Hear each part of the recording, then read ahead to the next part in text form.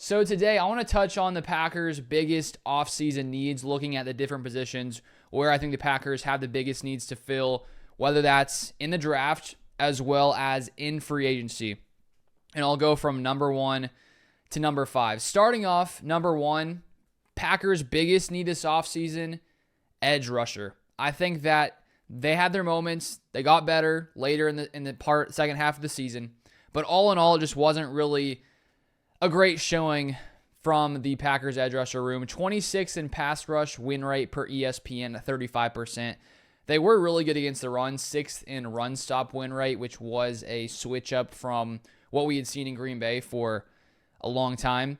They were also 20th in pressure percentage, 8th in sacks. So top 10 in sacks, not bad, but when you're 26 in pass rush win rate, 20th in pressure percentage, the Packers just weren't getting enough consistent pressure. And I think Lucas Van Ness, as a first-round pick, hasn't lived up to those expectations as of yet. It's now been 2 years for him. Maybe there's a third-year jump, but so far it hasn't been great. I do like what we've seen from Brenton Cox Jr. when he got some more snaps later in the second part of the season, so I think that there is some upside there if he continues to get more snaps. And then Rashawn Gary, he got better in the second part of the season, but I just think the Packers need one more top-tier edge rusher. So I really think round 1, the Packers should use their pick on an edge rusher. So that's number 1. Number 2, this one, honestly, I was debating which one to put through 2 through 4 because these are all pretty close for me in my mind, 2 through 4. There's not one that's that much higher than the others. I could see multiple reasons why you could go with one or the other. Edge rusher, I think that's clear in my mind as a number 1 need. So I'm going to go with number 2. I'm going to say cornerback. Because of the uncertainty with Jair Alexander, he may or may not be back next year.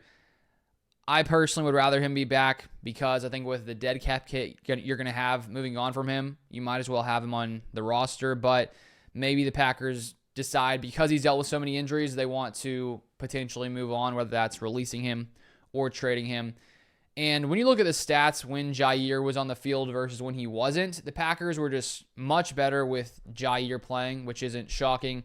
But I think the Packers could use another cornerback, so I could see that drafted early as well in the first few rounds.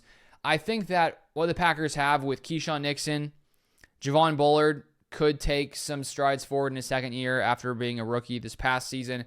And then Valentine, I think, played pretty good. The Packers corners did shut down the Eagles passing attack in that playoff game. And so I do like what we've seen from that group, but I think it could be better. So with Eric Stokes also potentially leaving, I think he'll be gone. And a few other free agent corners like Corey Ballantyne, Robert Rochelle, some more depth at corner. The Packers definitely need to add some more talent to the cornerback room. Now, number 3, I'm going to say wide receiver. I think if Christian Watson hadn't finished the season with an injury, that this wouldn't be as big a need in my mind. And so for me, this is mainly the Packers needing to pursue a guy similar to Christian Watson, a player who you can rely on as being that deep threat, a guy who really threatens defenses with their speed. And because Watson could be out half of the season, maybe even a little more, maybe back around week 12, the Packers, I think, need someone to fill that role until he comes back. And with these kind of injuries, you always hope that a guy comes back in the same, playing at the same level they used to play.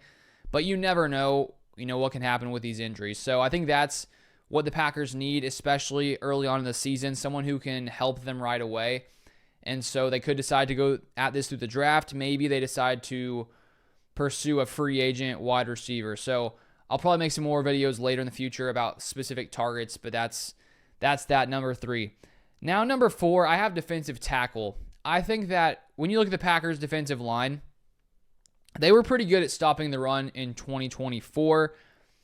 But there are a few things, I think, when you look at this D-line that need to happen. I think TJ Slayton needs to be brought back. He's going to be a free agent. He was number 1 among defensive tackles in run stop win rate per ESPN, so he was very effective against the run. Not as good at when it comes to rushing the passer, but he should be back. I think Kenny Clark had a down year relative to how he's played a majority of his career. He did sign an extension last year, a 3-year extension. He is 29 years old, so he's getting a little bit older. I still think he probably has a lot left in the tank, but the Packers I think could consider drafting a defensive tackle early on to potentially be the long-term answer there if Kenny Clark in a few years does either leave Green Bay or something else like that happening. So I think defensive tackle could be a need. I think that Devontae Wyatt is a really, really good pass rusher. I think the Packers could use the fifth-year option on him this offseason. They have to decide between him or Quay Walker if they want to use that. So I like a lot what we saw from the defensive tackles, but I think that they could add some more talent there. And then finally, this is it for this video. I'm going to stop at number 5. I think we have offensive line. All in all, the Packers' offensive line was a very solid unit. 10th best in pressure percentage allowed. 7th best pass block win rate at 61%. Not as good at run blocking. 23rd in run block win rate at 71%.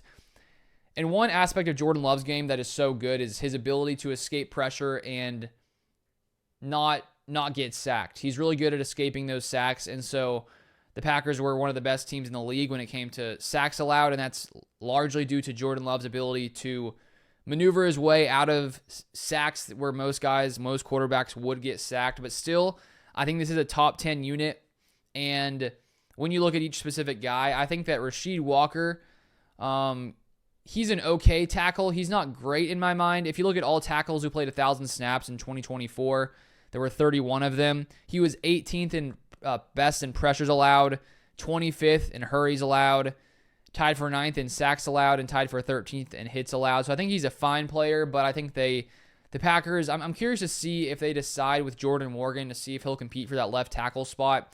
He was playing more guard before he got injured, but considering he was drafted and he played tackle in college, I wonder if the Packers will consider competition there with Rasheed Walker.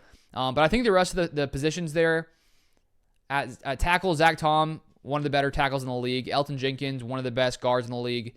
Sean Ryan at guard, I think, played pretty solid, tied for 13th fewest pressures among guards who had 1,000 snaps, so pretty good there. Josh Myers, it sounds to me like he's going to be back at center, just from some Brian Gutekunst's comments about Myers and Jordan Love and their experience together, because in Jordan Love's 2 years starting, he has had Josh Myers as a center. So there is a lot of comfortability there. But when we look at some of these stats, not great for Myers. Among centers who have 1,000 snaps, there are 21 of them in the NFL. He is one of them. He has the 3rd most pressures allowed, 4th most hurries allowed, 2nd most hits allowed. He's a little better when it comes to sacks allowed, tied for 14th most sacks allowed. But all in all, he hasn't been great in pass blocking. And so I wouldn't be opposed to the Packers moving on from him, but it sounds to me like Gutekunst wants to stick with Josh Myers. We'll see if that actually comes to fruition. But I think the Packers' offensive line is pretty good, but I think that they just need some more depth here. And if they were to lose someone like an Elton Jenkins or a Zach Tom, I think that we could see some potential big struggles here. So the Packers need to bolster the offensive line this offseason as well. Those are my top needs. Let me know yours in the comment section down below. And if you want more Packers content, feel free to subscribe, and I'll see you guys next time.